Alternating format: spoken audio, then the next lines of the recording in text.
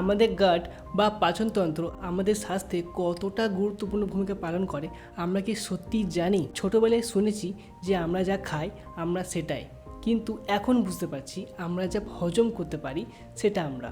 একটা সুস্থ পাকস্থলী মানে কি ভালো হজম? না, এটা মানে হলো একটা শক্তিশালী রোগ প্রতিরোধ ব্যবস্থা।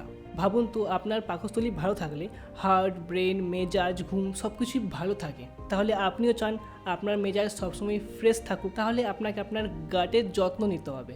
কিন্তু বর্তমান যুগে মডার্ন লাইফস্টাইল আর জাঙ্ক ফুড কি আপনাকে আপনার গাটের যত্ন নিতে দিচ্ছে?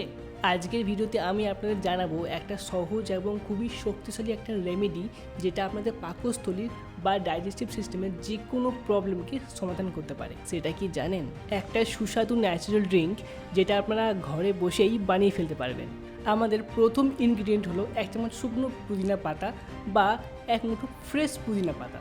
পুদিনা কি শুধু ঠান্ডা অনুভূতি দেয়?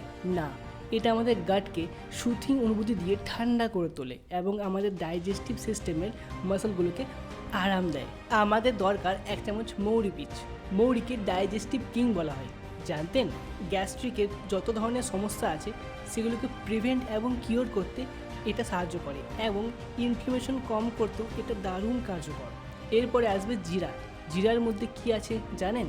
প্রচুর পরিমাণে অ্যান্টিঅক্সিডেন্ট এবং অ্যান্টিমাইক্রোবিয়াল গুণ রয়েছে, যা পাকস্থলীর ফ্লোরাকে ব্যালেন্স করতে সাহায্য করে এবং ফোলাভাব ও ইনডাইজেশন লক্ষণগুলোকে কমায়। এখানেই কি ইনগ্রেডিয়েন্ট শেষ?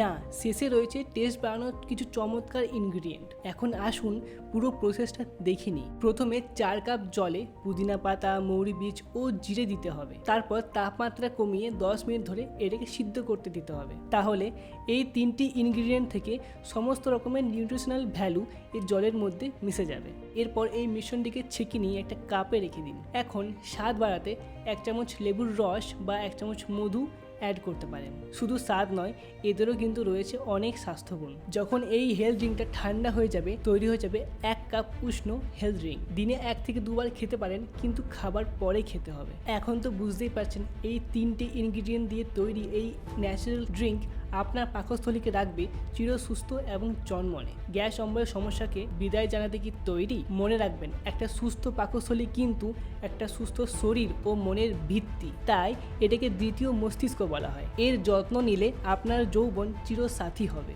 ধন্যবাদ।